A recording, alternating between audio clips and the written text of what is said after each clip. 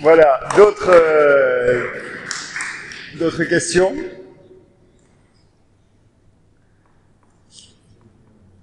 Ah, voilà.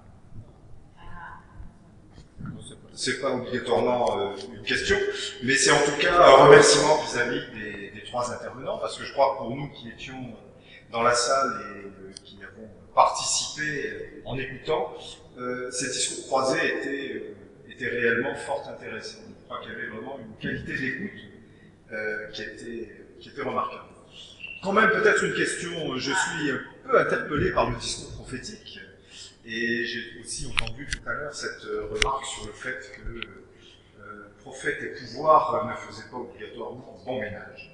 Alors je voudrais savoir comment est-ce qu'on peut marier justement cette notion de discours prophétique et puis cette notion d'implication d'une religion dans la politique, dans le politique, dans la direction d'un État. Est-ce qu'il y a là mariage possible et cohabitation possible, ou est-ce que, pour rester prophétique, le discours est justement toujours obligatoirement en dehors de l'État? Alors, est-ce que ta question est orientée vers quelqu'un, mais je vois que le rabbin se lève, il se sent concerné.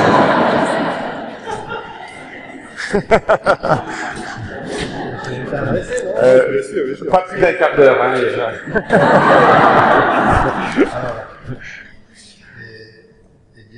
La réponse a déjà été donnée. Merci. Rendez à César ce qui est à César. Eh ben oui. Donc, voilà. Je peux dire que je trouve que cette réponse est anachronique.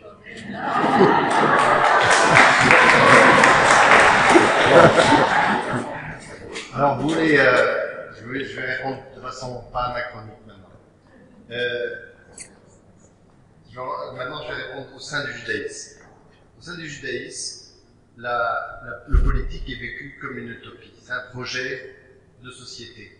La Bible, c'est ça. Il ne faut pas oublier que la Bible, si vous la regardez dans son contexte, hein, on va remettre les choses dans leur contexte historique et social, hein, eh bien, c'est un projet de société pour une société donnée. Ce n'est pas du tout un bouquin universel, c'est un bouquin des Juifs, pour les Juifs, sur les Juifs.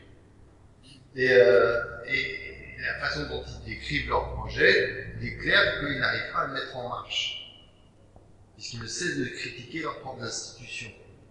Et que de facto, dans l'histoire juive, il n'y avait pas du tout, il n'y a pas de théocratie, ça n'a jamais vraiment existé en fait. Alors, une fois les Juifs ayant perdu leur indépendance, de toute façon ils ont perdu, moi je pas eu souvent en fait, et une fois qu'ils l'ont perdu complètement, avec la chute du deuxième temps, les rabbins ont une certaine pensée politique. Continue à développer, mais elle est complètement utopique, elle est farfelue, si vous voulez. Ce qui est intéressant, c'est que dans l'histoire juive, il y a un retour au politique du fait de la création de l'État d'Israël. Mais c'est un État laïque, c'est pensé par des gens qui sont laïcs, qui ne veulent en rien la pensée religieuse. Politique, j'entends. Hein. Et alors, c'est assez comique, d'ailleurs, ce qui se passe. Parce qu'il y a un État qui est un État occidental, qui se pense en tant qu'État occidental, et c'est la raison pour laquelle il y a des juifs religieux et extrémistes qui sont très contre cet État, parce qu'ils considèrent que c'est une espèce de blasphème laïcaire, mais la plupart des juifs religieux, en fait, ils ne sont pas du tout, ils n'ont aucune envie de l'État, ils n'ont rien à en faire. Donc il y a une dichotomie. Aujourd'hui, je vous dis, on demandait à César, c'est appliqué. C'est plus César, c'est Netanyahou, voilà. Alors, peut-être que, au fond, chacun peut répondre de son mieux. Je dirais que lorsque le discours prophétique, en tout cas dans l'Arabie du 7e siècle, advient, il y a du politique, mais ce n'est pas la politique au sens où nous l'entendons nous aujourd'hui. C'est-à-dire du politique au sens de l'organisation d'une société, ça oui, effectivement, cela existe. Simplement, c'est un discours, le discours prophétique est pour se déployer, utilise la métaphore, utilise le mythe, utilise la parabole, il utilise un certain type de langage qui n'est pas le langage conceptuel, politique, tel que va le développer la philosophie analytique. Donc il faut absolument bien étudier la spécificité même du langage religieux.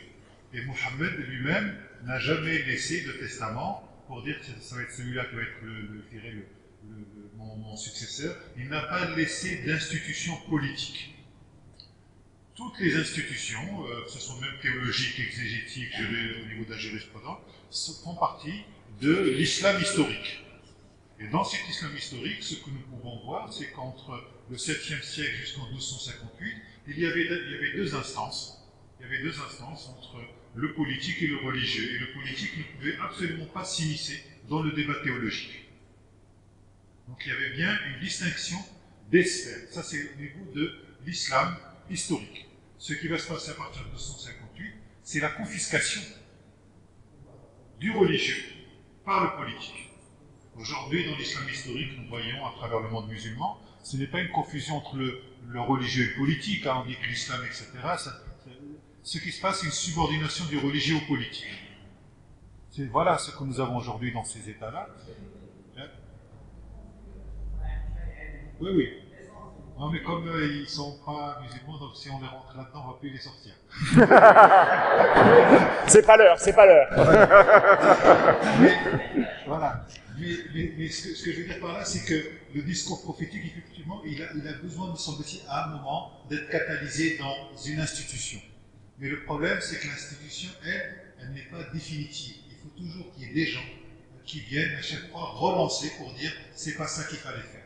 Mais je ne vois pas de religion quelque part sans institution. C'est impossible, ne serait-ce que pour la transmission.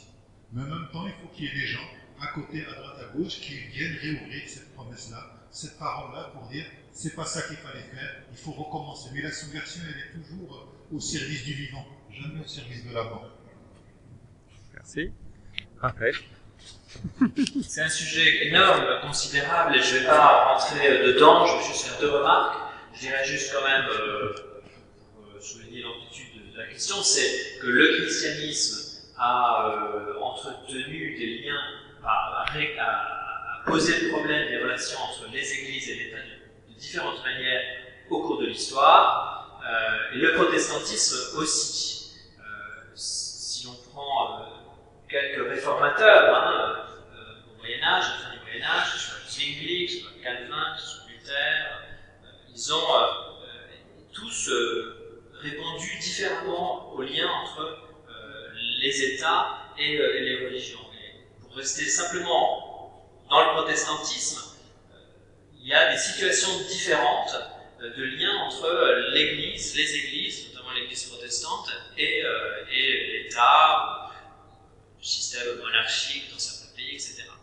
Mais les deux remarques que j'aimerais faire sont les suivantes. La première, c'est que l'histoire du XXe siècle, notamment, je reste sur celle-là uniquement, nous a appris à nous méfier très fortement de toute collusion entre les systèmes en place, les systèmes politiques en place, et les églises. Je parle uniquement des églises. Et notamment parce qu'il y a toujours le risque pour les autorités civiles de sacraliser leur discours, de rendre absolues leurs options politiques lorsqu'elles sont légitimées par une dogmatique et par des églises. Et notamment pendant la Deuxième Guerre mondiale, on a vu en Allemagne une église entrer dans la dynamique du Troisième Reich, servir la propagande nazie. Il a fallu des théologiens, des pasteurs, des fidèles fonder une autre église dissidente par rapport à une église qui devenait. Et donc ça, finalement, c'est vrai qu'on a appris à se méfier de ce genre de collusion, mais en même temps, l'autre remarque que j'aimerais dire, c'est que je serais opposé à l'inverse, parce qu'on considère que les religions sont une affaire purement privée. Ben, je m'oppose à cette idée que les religions, c'est une affaire plus privée. Certes, elles ont une dimension intime, les religions, profondément intime, et profondément, dans ce sens-là, on pourrait dire privée. Mais une religion privée, quand elle est privatisée, quand elle est placée hors de la sphère publique, c'est une religion qui devient très vite inconnue sur laquelle on n'a plus aucune prise et qui échappe à toute critique. Or, les religions ont nécessairement besoin d'être critiquées. Elles ont besoin d'être critiquées en interne par les fidèles des religions elles-mêmes, mais elles ont besoin aussi d'être continuellement exposées à la critique externe. Et lorsque les religions sortent du champ de visibilité sociale, lorsqu'elles n'ont plus de place pour l'occasion de s'exposer, de s'exprimer, de montrer leur pratique, de faire entendre leur prédication, eh bien, elles ont vite fait de devenir des absolus, de se scléroser et finalement de sacraliser leur point de vue, de devenir des lieux d'autoritarisme. Et donc, finalement, la critique interne et externe aux religions sauve les religions de leur enclin naturel. C'est-à-dire, l'enclin naturel des religions, c'est de prétendre que ce qu'on dit de Dieu, c'est Dieu lui-même. Et qu'il n'y a plus de distance entre la prédication, entre les pratiques religieuses, entre les confessions de foi, les dogmatiques, les textes religieux, et la révélation ultime, et Dieu, et la révélation. Lorsqu'il n'y a plus de distance, lorsqu'il y a une identification de Dieu, on tombe dans le fanatisme, dans l'absolutisme. Et la critique, c'est justement celle qui va rappeler, mais non, il y a une distance, il y a un écart, et elle sauve, donc elle sauve, on va dire, elle sauve les religions d'elles-mêmes de l'enclin naturel de celle-ci à l'absolutisation. Et donc dans ce sens-là, quand on dit un certain discours, un peu laïcaire, dit mais non, les religions, il ne faut pas du tout s'en occuper, c'est vraiment la sphère privée, ça ne concerne personne, c'est juste les religieux. Je pense que c'est très préjudiciable aux religions elles-mêmes et finalement au corps social dans son ensemble.